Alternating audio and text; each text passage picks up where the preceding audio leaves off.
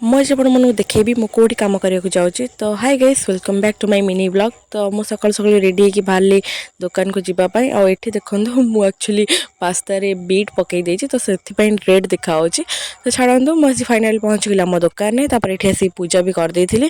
तो चलतु मुझे देखा मु कौटी काम करुँची।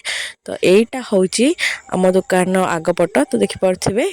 तो यहाँ हूँ दुकान साइड थी आम बैंक आउ एपटू जो नियाली रोड आप जानते जो लोकल पिला थे जानते एपट हूँ अड़सपुर रोड। तो मुझे पलि आसली दुकान भितर को ये किसी कम कर सारापर आई डोंट नो मुझे कैमेरा खोलिकी कौन भावुली। तापर दीदी पलि आसला मत नापाई आम दीज चलू जेहतु संध्या हो जाता। तो आम दीज चलू घर को आउ जेहेतु गला बेलू मार्केटा पड़ो मार्केट किसी न खाई गले तो भल लगे। तो ये आम रही जाइए मोमो खावाई। तो ये मुझे दीदी देती मोमो टेस्ट करने। हाँ आम मामू घर को जाऊँ सीधा घर को तो जाऊनु। तो देखेबी नेक्स्ट मामू घर पहुँची आम कौन कलु रोचे बाय देखा नेक्स्ट ब्लॉग रे।